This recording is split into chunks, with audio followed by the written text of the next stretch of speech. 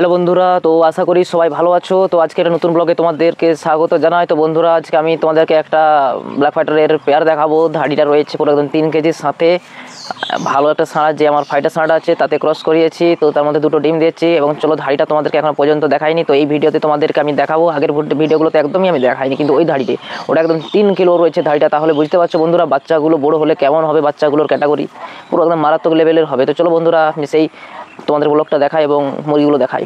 বন্ধুরা, যে দেখতে পাচ্ছ এই যে পাউস মাখছে আর এই সাঁড়ার সাথে ব্রিড হচ্ছে, দেখছো একদম মানে ধাড়িটা একদম মানে একবার ডিম দিয়েছে, বাচ্চা উঠেছিলাম অন্য ব্ল্যাক ফাইটার ক্রস করে। তো এই ছানাটার একবার ক্রস হয়নি, এইবার এই যে ক্রস হয়েছে, তো 2টো ডিম দিয়েছে। তো চলো বন্ধুরা, এই পেয়ারটাই তোমাদেরকে দেখাবো বলে আমি আজকে ছোটো একটা ব্লগ করেছিলাম। আর হচ্ছে ব্যাপারটা হচ্ছে এরকম, মুরগি তোমরা ছেড়ে দেবে, এদের গায়ে যত উকুন থাকবে বা নোংরা ভাইরাস থাকবে মাটির সাথে মিশে পঁশের সাথে মিশে নষ্ট হয়ে যাওয়ার সম্ভাবনা বেশি থাকে। তো বন্ধুরা, অবশ্যই এরকম তোমাদের বাড়িতে যদি পঁশ থাকে, এরকম মুরগি যেখানে থাকে সেখানে ঢেলে দিবে। তাহলে কি বলো তো বন্ধুরা, ওইখানে ওরা ঘুরবে, শুইবে, মাখবে, পালকে ছিটাবে, পুরো একদম মুরগির ঝাক্কাস থাকবে। বন্ধুরা, এই টিপসটা তোমরা কাজে লাগাও, অবশ্যই মুরগিতে অনেক কিছু সাকসেস পাবে। দেখো, সব কিছু তো ওষুধে হয় না বন্ধুরা, প্রাকৃতিক কিছু জিনিসও লাগে আর কি। তো দেখতে পাচ্ছ পেয়ারটা। তো বন্ধুরা, যদি ভিডিওটি ভালো লাগে থাকে অবশ্যই লাইক দিয়ে এবং শেয়ার করে দাও।